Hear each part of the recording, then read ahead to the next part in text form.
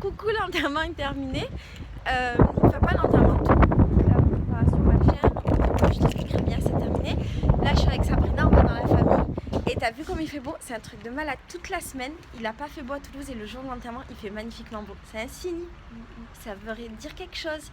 Et alors, Sabrina et moi, on a fait que pleurer parce qu'on est des grosses pleureuses. Et là, ça va un peu mieux. Et tout à l'heure, on va t'expliquer comment ça fonctionne un enterrement musulman. Voilà. Mais si on te l'explique maintenant, on va faire que pleurer. Donc, ouais, on en parle après. Mais je crois qu'on pleurera quand même, mais un tout petit peu moins. Voilà. Tout est dit. Bon, on est le lendemain du jour d'avant. Tu vas trop loin. Et c'est une réalité physique. C'est vrai. Ou métaphysique. C'est vrai. On est bien le lendemain du jour d'avant. Oui. Alors, hier, après l'enterrement, on n'a rien filmé. On a passé la journée, la soirée, la nuit en famille. On est resté jusqu'à 6h du mat en famille avec les cousines et les cousins à rigoler, à se souvenir des moments, machin. C'était trop cool. Du coup, en fait, hier, on voulait te parler un petit peu de l'enterrement, mais en fait, dès qu'on commençait à parler, on faisait que pleurer. C'était un peu trop chaud. Parce qu'on est des pleureuses. Mais aujourd'hui, ça va mieux. Oui. Donc, pour te raconter l'histoire d'hier, tu as le droit d'intervenir à ton gré. À ta guise, parce qu'à ton gré, ce n'est pas français. Ça va. Tu as le droit d'intervenir. Tu vas pleurer? Non. Oh, comme j'aimerais qu'elle pleure en direct. C'est dégueulasse. Non, vas-y. Je t'écoute. Et je te reprends quand tu oublies des trucs que je rajoute les détails. Pleure. Non. Pleure. Pleure, toi. Tu étais Moi, je belle. pleure pas, moi. T'es belle. Donc, en gros. Tu souris quand tu pleures. Donc, en gros, hier, ce qui était difficile, c'était l'histoire du papy. Donc, je te remémore l'histoire. Comme il est malade et qu'il est vieux et qu'il habite loin, pendant tout le trajet pour le ramener jusqu'à l'enterrement, on lui a pas dit que que notre oncle était mort. On lui a pas dit, en fait on lui a dit le lendemain, donc le jour où il fallait aller à la morgue. Ah oui, voilà, c'était là où j'en étais dans l'histoire. Et en fait, ce qui s'est passé, c'est que mon oncle, qui n'est pas mort, un autre, c'est horrible de dire ça. Bah oui, dis mon père, c'est tout. Je couperai, t'inquiète. Ce qui s'est passé, c'est que mon oncle, qui est son père, l'a préparé un petit peu pendant la soirée et la matinée avant d'aller à la morgue. Et en fait, il lui a dit que mon oncle, donc celui qui est décédé, il était vraiment malade, qu'il lui restait plus beaucoup de temps à vivre, qu'il fallait qu'on aille le voir. Après, il lui a dit oui, mais tu sais, là, il s'est endormi, on ne sait pas s'il va se réveiller, machin.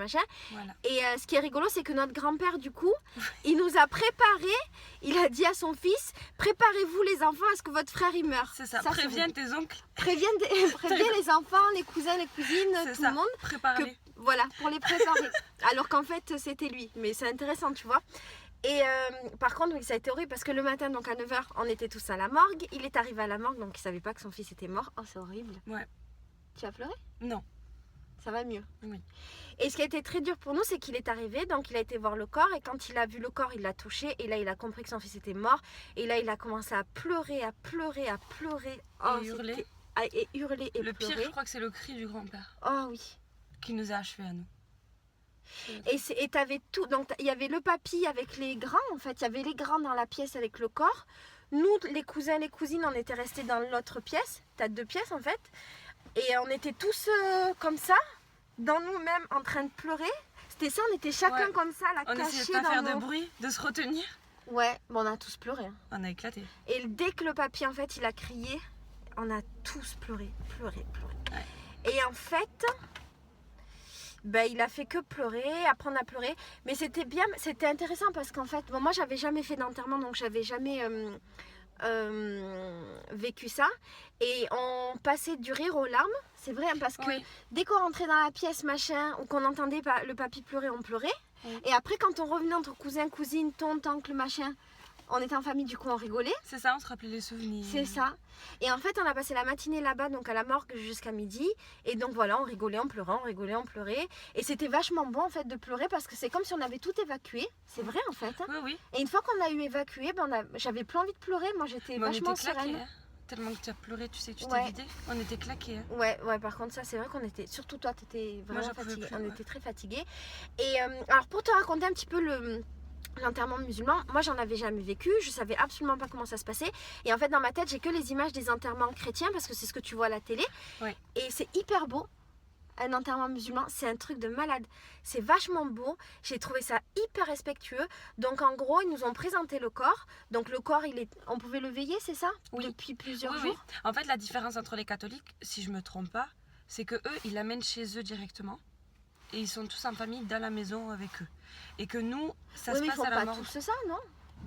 Enfin, les catholiques Les de catholiques, maintenant. ceux qui pratiquent vraiment, je pense qu'il faut ça, c'est ce qu'on m'a expliqué. Mais si genre t'es un chrétien mais pas très très pratiquant et que tu meurs, comment ça marche? Ça marche comme nous à la morgue? Non, c'est la veillée. La veillée, ils le font entre familles, ou à l'église, ou dans une salle des pompes funèbres. Tu sais, des fois, ils louent des salles, et tu sais comme... Mais ils là, nous, on installent des était, c'était chaises. pas des pompes funèbres en fait. Non, c'est la morgue. Et pourquoi nous, on n'était pas aux pompes funèbres? Parce qu'en fait, chez nous, c'est les pompes funèbres, si je me trompe pas, hein, qui se déplacent. Les frères musulmans. D'accord. C'est les frères musulmans qui viennent laver, qui viennent... D'accord, voilà. Ah, c'est ça que je comprenais pas. Ok, la différence donc nous, est ça. c'est les mecs qui viennent préparer le corps à la morgue. Voilà. Et chez les chrétiens, en fait, tu emmènes le corps à la morgue et c'est là-bas que le corps il est présenté aux familles. Non, c'est pas la morgue non plus. Ils l'amènent soit à l'église... Ah pardon, au truc funéraire. Voilà, exactement. Tu vois, et c'est ils aux ont pompes des salles... funèbres, en fait, que le corps il est présenté, que tu fais la veillée, que tu dis une dernière fois. Voilà. D'accord. Soit tu l'amènes à leur maison, tu vois, où il y a toute la famille, soit avec les pompes funèbres catholiques, en général, tu as des salles, tu sais. D'accord. Ils ont toujours des salles. Ils Ok. ont la tombe. Oui, c'est ça que tu vois dans Ils les ont films, salles. en fait. Voilà, exactement. C'est les pompes funèbres. Voilà. Ok. Que nous, ça se passe pas du tout comme ça. Donc en fait, il y a des messieurs, donc ça s'appelle les frères musulmans, donc c'est comme des mecs des pompes funèbres. Enfin, c'est les pompes funèbres musulmanes. Voilà. Ils viennent et en fait, on doit tous sortir de la salle et pendant 1 heure, 2 heures, ils vont nettoyer tout le corps. Et en fait, ils le préparent et ça, c'était trop beau. Ils le mettent dans un linge blanc comme les Touaregs. Oui. Voilà, ils le mettent dans un linge blanc et on dirait un Touareg, c'est vrai. Et en fait, du coup, le corps, il est dans le cercueil. Tout entouré de blanc, il y a juste le visage comme ça qui ressort et il est limite beau, c'est ça qui était Ouais, touchant. moi j'ai trouvé en fait. beau. J'ai trouvé beau. C'est qu'il était limite beau. Et donc une fois qu'ils ont fait tout ça, on est tous rentrés dans la pièce. Donc là, il y avait vraiment toute la famille.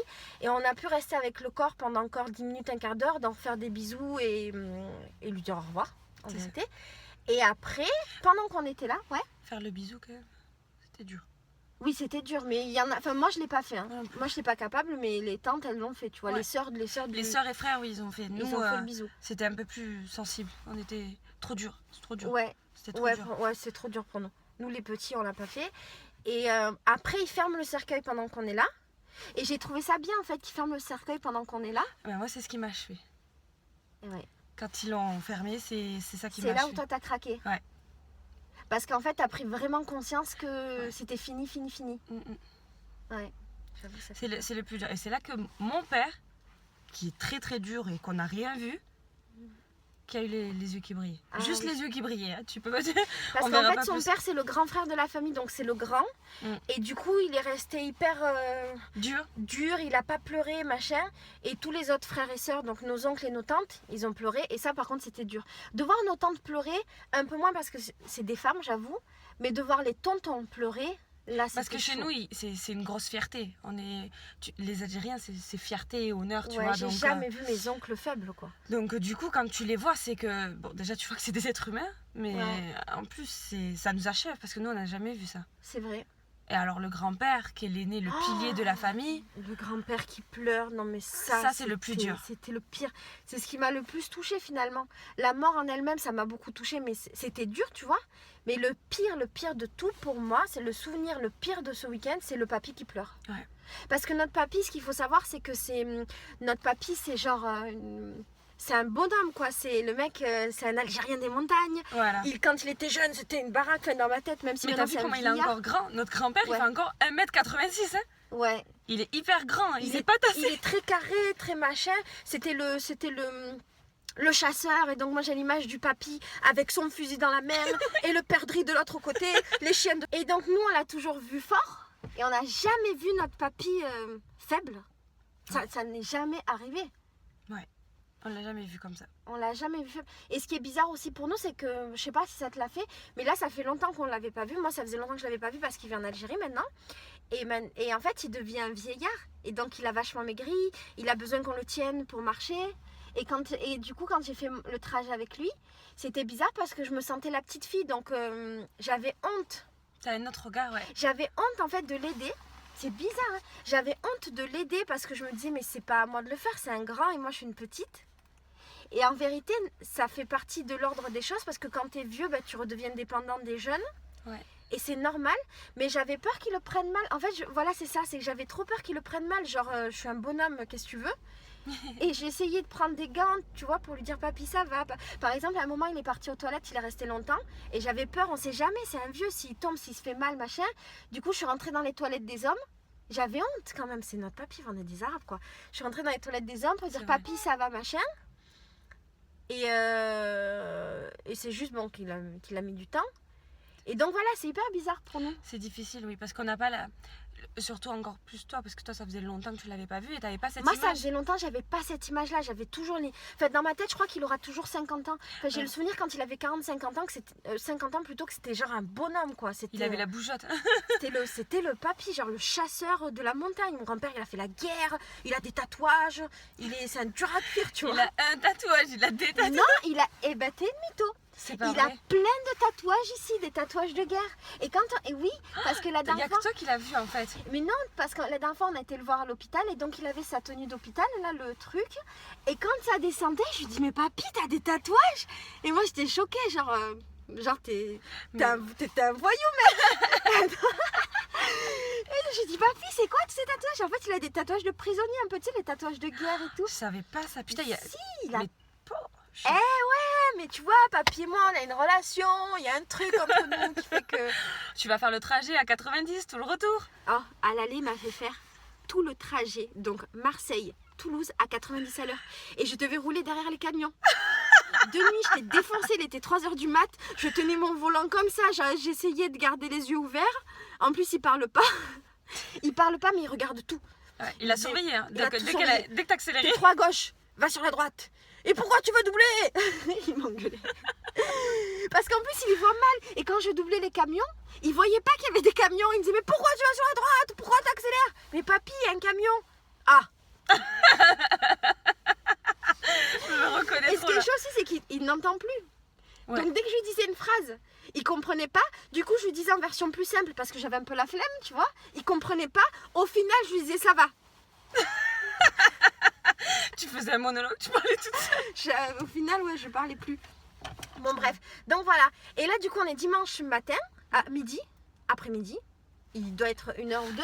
Mais tu rigoles ou quoi? Toi, tu vas te faire allumer. Je l'ai mis à Je vais me l'envers. faire défoncer. Parce qu'en Il est fait, pendant 14 la route, pendant l'allée, mon grand-père, il m'a expliqué que chaque fois qu'il vient à Toulouse, ses fils, ils le retiennent de force. Et ils lui disent, ouais, je vais te ramener à Marseille, mais ils le ramènent jamais. Et mon grand-père, il pète un câble. Et pendant le trajet, il disait avec son ton de vieux du bled, il disait, moi, je les merde. Il dit ça, il dit, moi, je les merde. S'ils veulent pas partir, je les merde tous. Je prends le taxi, je me casse. Il disait, c'est pas mes gosses qui vont me commander. Et il m'a dit, Laetitia, je compte sur toi. Il m'a dit, dès que je veux partir, tu me ramènes. Si tu ne veux pas me ramener, je t'attrape avec le fusil. Je casse ta voiture. Je connais du monde dans Marseille. Je connais du monde. Il a dit, je casse ta voiture. Et hier, mon oncle, il m'a attrapé. Il m'a dit, Laetitia, demain, tu dis que tu es fatiguée, que tu veux pas partir. Il m'a dit, si je vois que tu pars avec papy, je te... Tu. Non, je te crève les pneus. Du coup, il fallait que je fasse un choix cornélien. Mes pneus, le Chère, elle est fusil, toujours menacée. Toujours menacée. Elle retrouve la famille, elle est menacée. c'est un truc Vive de les malade. Arabes, j'ai envie de C'est- dire. C'est un truc de dingue. Donc la finalité de l'histoire, c'est que bon, moi, j'écoute le plus ancien et le plus menaçant. Le fusil, ça me fait plus peur que les pneus. Donc, on part de suite. Et là, en fait, mon grand-père, il a commencé à m'appeler à 9h du matin pour que je le ramène. Elle est rentrée à 6h, peu Je suis cher. rentrée à 6h et puis la veille, on avait dormi que 2 heures aussi. Ouais, on Et a moi, pas la veille dormi. aussi, j'avais pas dormi, j'avais fait la route. Donc, là, il est en panique parce qu'il croit que j'essaie de l'arnaquer. Il va te tuer. Il va me défoncer. Moi, j'interviens pas.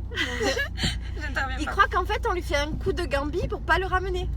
Donc voilà l'histoire. Si je peux, je filmerai un petit peu mon grand-père à son insu. Il va te tuer. pour que tu fasses connaissance. On est le soir de tout à l'heure. Et là, je suis rentrée à Istres. Donc, ce qui s'est passé, c'est qu'on a été chercher notre grand-père avec Sabrina. Putain, je me souviens plus ce que j'ai filmé avant. Je sais plus si j'ai filmé aujourd'hui ou pas, ou si c'était hier. Peu importe. On a été chercher notre grand-père. Toute la famille faisait barrage. Donc tous mes oncles, ils faisaient barrage parce qu'ils voulaient pas que mon grand-père y rentre. Mon grand-père, qui a la tête dure, il voulait absolument rentrer chez lui pour repartir en Algérie auprès de sa femme. Donc finalement, au bout de 2 heures de négociations intensives, on est parti, on a pris la route. Donc on a passé la journée sur la route, c'était bien. Ça faisait de la peine parce qu'il y avait des moments où mon grand-père il pleurait parce qu'il se rendait compte que son fils il était décédé. Donc ça faisait beaucoup de peine, mais c'était quand même vachement cool. Et du coup, le week-end est fini. Alors j'en ai c'est drôle parce que dans ma tête, c'est vraiment un souvenir hyper positif ce week-end.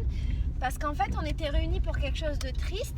Mais au final, on a passé des bons moments. C'était un bon moment de retrouvailles. C'était bon d'être ensemble. De retrouver mes cousines et mes cousins, de parler avec eux, de voir qu'ils sont devenus des adultes et que c'est tous devenus des bons adultes, des gens gentils, qu'ils ont fabriqué des enfants, que c'est des bons parents, qu'ils sont tous intelligents, que c'est tous des bonnes personnes qui ont réussi dans leur vie. C'était magnifique. Pour moi, c'était génial. Et c'est triste qu'on soit obligé de se voir que dans les moments tristes, mais c'est souvent comme ça. C'est dans les enterrements que tu vois ta famille. C'est horrible, mais c'est malheureusement souvent comme ça. Ouais, c'était cool. Et puis aussi, moi, ça m'a fait prendre conscience de plein de choses parce que, comme je t'ai dit, c'était pour moi le premier enterrement, même s'il y a eu ma grand-mère, mais j'étais pas présente, donc je l'ai pas du tout vécu de la même manière. Et en fait, de vivre ça, ça m'a... Tu sais, je me suis mis vachement à la place de ma mère, tu vois. J'ai pensé, et si ça avait été mon frère à moi. Après, j'ai commencé à penser... bon, c'était horrible, hein. Après, j'ai commencé à penser, mon Dieu, notre grand-père, il va mourir. Je sais, c'est mongol, c'est logique. Mais j'ai commencé à penser à ça, je me disais, mon Dieu, c'est horrible, c'est horrible. Après, je pensais à mes oncles et je me disais, mon Dieu, quand mon oncle Momo... Alors, mon oncle Momo, c'est l'oncle duquel je suis le plus proche, c'est celui que tu avais vu dans la voiture quand j'étais à Toulouse, quand j'allais à Noël, voilà. Je me disais, mon Dieu, quand un jour, il va forcément mourir. Et je me disais, quand il va mourir, ça va être terrible. Pour moi, c'est comme mon père. Donc ça va être horrible, horrible, horrible. Après, du coup, j'en suis venue à imaginer, mon Dieu, quand ma mère, elle va mourir. Et je me disais, mais quand ma mère, elle va mourir, il y a un morceau de moi qui va mourir. Donc voilà, puis ce qui était cool, c'est qu'on en a vachement parlé en famille. En fait, hier, on a passé la nuit, donc toutes les cousines ensemble, jusqu'à 6h du mat. Et on a parlé de tous ces trucs-là. Et c'était vachement bien, en fait, d'en parler ensemble. Parce que ça désacraliser, c'est pas ça le mot, mais ça permettait vraiment de relativiser le truc. Et le fait qu'il y avait notre tante avec nous, donc elle avait vécu ça, elle a vécu la mort de son frère, elle a vécu la mort de sa mère. Donc nous on avait les questions et elle plus ou moins elle avait les réponses parce qu'elle était capable de dire ce qu'elle avait ressenti, machin. Donc c'était hyper enrichissant, hyper intéressant. Après, je trouve que j'en sors vachement grandi. Même si c'est pas un truc de dingue qui m'est arrivé, c'est la mort d'un oncle. Il est mort plus ou moins de mort naturelle, même si c'est vachement trop tôt parce qu'il était jeune. C'est pas une mort ultra choquante. Tu vois, c'est pas voilà l'épreuve avec la mort très très choquante. Mais je comprends un tout petit peu mieux les gens qui disent que quand tu vis des deuils, tu apprends beaucoup et tu changes. Je vais pas changer fondamentalement. C'est parce que c'est pas une mort qui me touche assez pour me changer à ce point, tu vois. Je pense qu'un parent proche, très très très très proche, c'est complètement différent. Je peux pas parler, je l'ai pas vécu. Mais en tout cas, même si j'avais conscience, et c'est rigolo parce que surtout moi, quand j'ai vachement conscience de la mort, j'en parle tout le temps, j'en ai pas du tout peur. Même si j'avais conscience de tout ça, le fait de l'avoir vécu, j'en ai conscience à un degré de plus. Et je me rends vraiment compte que rien n'est éternel. Je le sais, tu vois, c'est con cette phrase, rien n'est éternel, on le sait.